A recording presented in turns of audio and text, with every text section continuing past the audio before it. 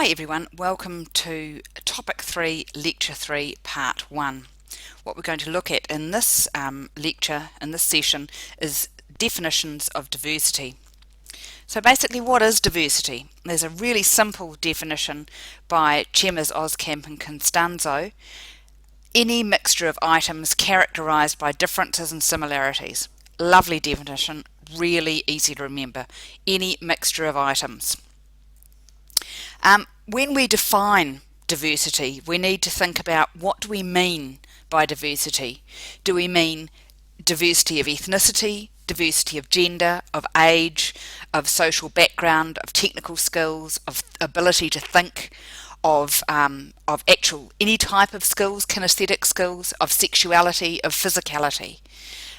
There are a range of ways we can think about diversity, and we often tend to think of gender or ethnicity, but equally we need to be aware of age, of roles, of skills, and all the myriad of ways in which we can be different. Diversity is not assimilation. It's not making everybody the same. It's accepting that everybody is different. Diversity is also an evolving concept. We've moved from this idea of sameness, of all coffee coloured, to this idea of it's a problem that we have to solve, to the situation where hopefully we're headed into, which is actually valuing the difference amongst people so that we can it allows us to adapt better to our markets. We need to have equity in dealing with people regardless of where they're from and what their background is. And diversity must be driven from the top down in organisations.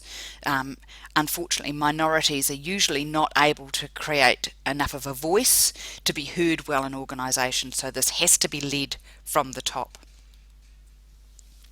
So thinking a bit more about diversity, we have workforce diversity, where a workforce is made up of different human qualities or people who belong to different cultural groups. We can think about diversity amongst people in terms of age, ethnicity, gender, race, or other dimensions. So let's have a think about what those other dimensions might be. With diversity, we have primary and secondary dimensions. Primary dimensions are those in the blue column, talking about gender, age, race, ethnic heritage, sexual orientation, mental, physical ability. They're all things that we tend to be born with. Usually can't change them, usually don't discover something unknown about us suddenly in late middle age. Sometimes we do, but in general these are very primary things. Our secondary dimensions are things like our family status, which can change. I mean, we may be married, single, divorced at various times in our lives. Our income may be something that fluctuates. Where we live will fluctuate. How we work will fluctuate depending on what other things are happening at our life stage. Military experience, our religion, our language, our education, how we communicate, and our work experience will fluctuate and vary throughout our lives. They're not likely to be as constant as our primary dimensions. In the world, there are 10 spoken languages. Sorry, I can't highlight these for you, but please note the most spoken language in the world is Mandarin at 1.2 billion. The second most populous language is Spanish. The third is English. Even though our business world is dominated by English, it is only the third most populous spoken language.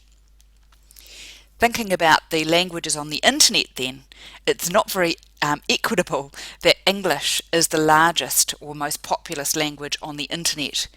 At 536 million, followed by 449 million Chinese and 153 Spanish. I would imagine that a number of you wouldn't necessarily think of Spanish as being in the top three, nor of being, with the spoken language, of being the second most popular language.